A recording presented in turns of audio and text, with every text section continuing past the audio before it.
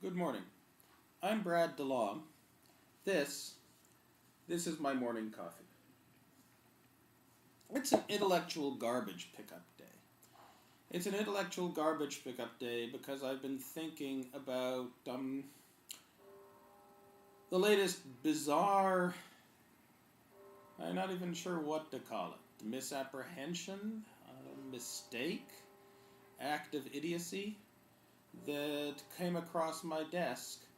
The fact that Slate's correspondent William Salatan all of a sudden became excited about genes and intelligence, and about how genes are really important for intelligence, and about how intelligence is really important for worldly success, and how what this means is that black people are going to be dumb and poor because they have lousy genes. It was hard to believe that it would have gotten published in this day and age by anyone who had done even the slightest amount of due diligence. So let me go back over some of the basic facts about genes, intelligence, worldly success, IQ, etc. in America today, and do so picking on not just Salatan, but also on another of the highly overrated people who populate America's airwaves and print waves, in this case, Michael Baroni. Michael Baroni wrote a couple years ago, quote, that polls show that Americans think their chances of moving up are better than a generation ago, but statistics tell a different story. There is a higher correlation today between parents' and children's income than in the 1980s, and the income gap between college graduates and non-graduates doubled between 1979 and 1997. America, Baroni quotes one of his sources, is becoming a stratified society based on education, a meritocracy.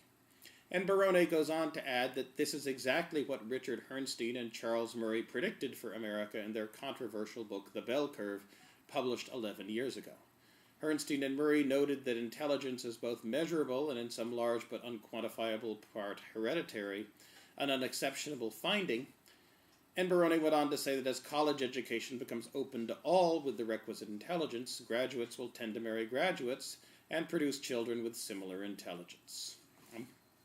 Undoubtedly, these trends, Herrnstein and Murray wrote, will lead the U.S. towards something resembling a caste society, with the underclass married ever more firmly at the bottom and the cognitive elite ever more firmly anchored at the top.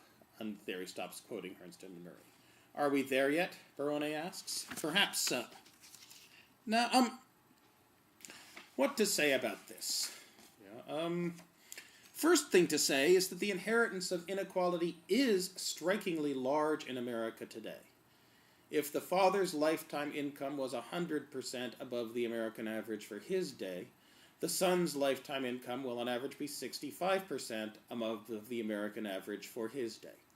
That's a lot of inherited inequality.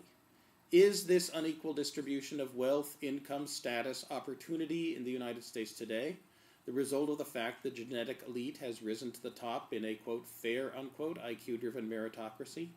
No.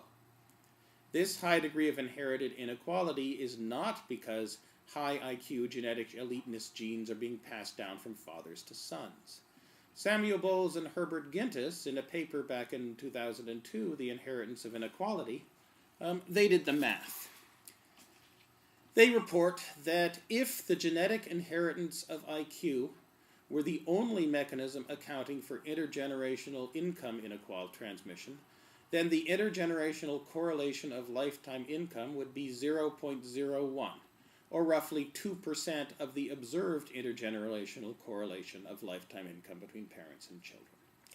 Now, 2% is simply not a large number. The degree of inequality and the degree to which it is transmitted across generations are large. The extent to which it's transmitted because some people have better genes for smartness in a society that rewards smartness is very small. Factors that currently account for 2% of lifetime earnings inequality are simply not a big deal and cannot be responsible for the fall in social mobility, for which Baroni wants to ascribe them to, which Salatan thinks of as of great importance. Now, if there ever is to be a genetic elite, its members will surely exhibit two behavioral traits: a facility with basic quantitative reasoning, and a near instinctive tendency to do back-of-the-envelope quantitative checks of assertions that come across their desks. We can conclude only one thing from looking at what Salatan and Barone have written, and that's that we have to hope that their descendants marry people who don't carry their genes for innumeracy. I'm Brad DeLong, and this is my morning coffee.